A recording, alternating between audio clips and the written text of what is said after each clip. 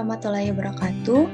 Kami dari kelompok 7 akan mempresentasikan hasil diskusi kami yaitu dengan materi tentang perhitungan harga pokok proses berbasis fungsi. Sebelumnya, perkenalkan nama saya Zakia Novendra dengan BP 20.00542104 yang akan menjadi moderator pada sesi ini. Dan rekan saya yaitu Rifida Huramah dengan BP 20.00542081. Baik, mungkin langsung saja masuk ke materi penjelasan yang akan disampaikan oleh rekan saya terlebih dahulu. Kepada Rifida dipersilakan.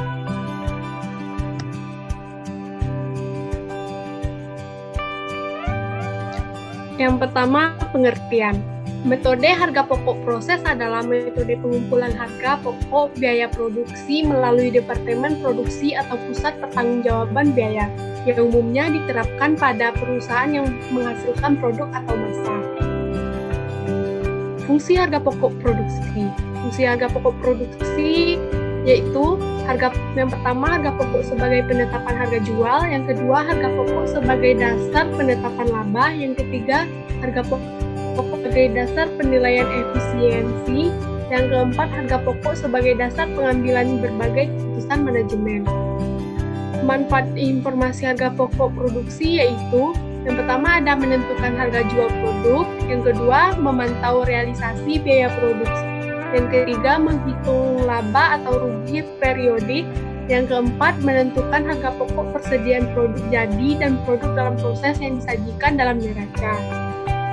Selanjutnya, ciri dari metode harga pokok proses. Yang pertama ada produk dibuat secara massal, yang kedua ada barang jadi antara produk satu dengan lainnya relatif sama, yang ketiga ada tidak untuk memenuhi pesanan, yang keempat ada bertujuan untuk mengisi gudang. Selanjutnya, karakteristik penentuan biaya proses. Karakteristik penentuan biaya proses menurut Bustami dan Nurella 2013 sebagai berikut. Yang pertama ada aktivitas produksi bersifat terus-menerus. Yang kedua ada produksi bersifat massa dengan tujuan mengisi persediaan yang siap dijual. Yang ketiga, produk yang dihasilkan dalam suatu departemen atau pusat biaya relatif, homogeni, dan berdasarkan standar.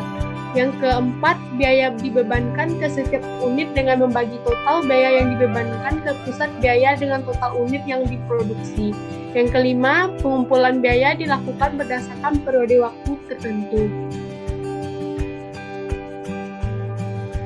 Baik, terima kasih Rifida. Untuk materi selanjutnya akan saya sampaikan yaitu tentang karakteristik perusahaan yang menerapkan perhitungan harga pokok proses. Metode pengumpulan biaya produksi ditentukan oleh karakteristik proses produk perusahaan. Dalam perusahaan yang berproduksi massa, karakteristik produksinya adalah sebagai berikut. 1. Produk yang dihasilkan merupakan produk standar. 2. Produk yang dihasilkan dari bulan ke bulan adalah sama. 3. Kegiatan produksi dimulai dengan diterbitkannya perintah produksi yang berisi rencana produksi produk standar untuk jangka waktu tertentu. Baik, untuk selanjutnya itu tentang karakteristik perhitungan harga pokok proses. Ada yang pertama itu pengumpulan biaya produksi. Mengumpulkan biaya produksi per departemen produksi per periode akuntansi. Yang kedua, perhitungan harga pokok produksi per satuan.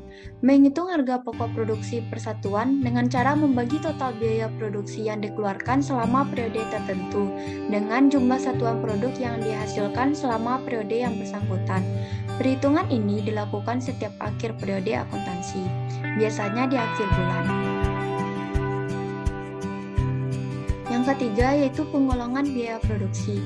Perbedaan biaya produksi langsung dan biaya produksi tidak langsung seringkali tidak diperlukan, terutama jika perusahaan hanya menghasilkan satu macam produksi, seperti perusahaan semen, pupuk, dan bumbu masak, karena harga pokok persatuan produk dihitung setiap akhir bulan. Maka, umumnya biaya overhead pabrik dibebankan kepada produk atas dasar biaya yang sesungguhnya terjadi. Yang keempat, unsur yang digolongkan dalam biaya overhead pabrik. Biaya overhead pabrik terdiri dari biaya produksi selain biaya bahan baku dan bahan penolong dari biaya tenaga kerja, baik yang langsung maupun tidak langsung. Dalam metode ini, biaya overhead pabrik dibebankan kepada produk sebesar biaya yang sesungguhnya terjadi selama periode akuntansi tertentu. Oke, lanjut ke laporan harga harga pokok produksi dengan metode harga pokok rata-rata. Dalam proses pemberlakuan metode rata-rata ada dua, yaitu di departemen pertama, dihitung total biaya untuk masing-masing jenis biaya produksi, yaitu biaya bahan, biaya tenaga kerja, dan biaya overhead pabrik dengan cara biaya yang melekat pada persediaan barang dalam proses awal ditambah biaya-biaya periode berjalan. Yang kedua, dihitung jumlah unit ekuivalen produksi yang dihasilkan dalam periode yang bersangkutan. Barang jadi yang ditransfer ke departemen berikutnya, ditambah barang dalam proses akhir menurut unit ekuivalen. Harga pokok rata-rata kemudian dihitung berdasarkan total biaya dibagi jumlah unit ekuivalen. Baik, lanjut ke departemen selanjutnya, yaitu di departemen lanjutan. Yang pertama, dihitung harga pokok rata-rata yang berasal dari departemen sebelumnya. Harga pokok tersebut terdiri dari harga pokok persediaan awal dan harga pokok yang diterima pada periode yang bersangkutan. Yang kedua, dihitung harga pokok rata-rata persatuan yang ditambahkan dalam departemen yang bersangkutan. Ketiga, menghitung harga pokok rata-rata persatuan di departemen yang bersangkutan dengan cara harga pokok rata-rata dari departemen yang mendahului ditambah harga pokok rata-rata di departemen yang bersangkutan.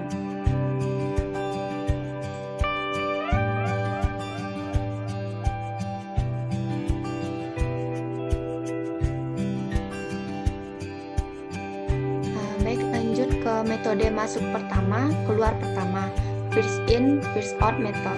Metode ini menganggap biaya produksi periode sekarang pertama kali digunakan untuk menyelesaikan produk yang pada awal periode masih dalam proses, baru kemudian sisanya digunakan untuk mengolah produk yang dimasukkan dalam proses dalam periode sekarang. Oleh karena itu, dalam perhitungan unit ekuivalensi, tingkat penyelesaian persediaan produk dalam proses awal harus dipertimbangkan.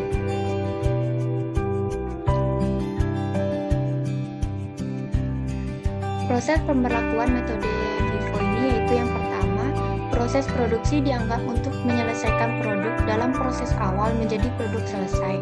Kedua, setiap elemen harga pokok produk dalam proses awal tidak digabungkan dengan elemen biaya yang terjadi dalam periode yang bersangkutan.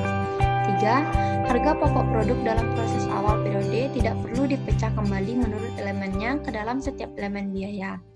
Yang keempat, produksi ekuivalen sama dengan produksi dalam proses awal dikali tingkat penyelesaian yang dibutuhkan, ditambah produksi karen, ditambah produk dalam proses akhir dikali tingkat penyelesaian yang sudah dinikmati.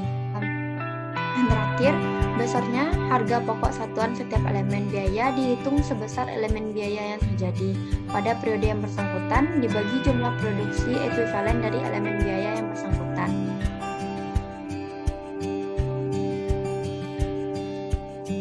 Baik, mungkin hanya itu yang dapat kami sampaikan. Saya selaku moderator memohon maaf jika ada kesalahan. Saya akhiri dengan wabillahi taufiq wal hidayah. Wassalamualaikum warahmatullahi wabarakatuh.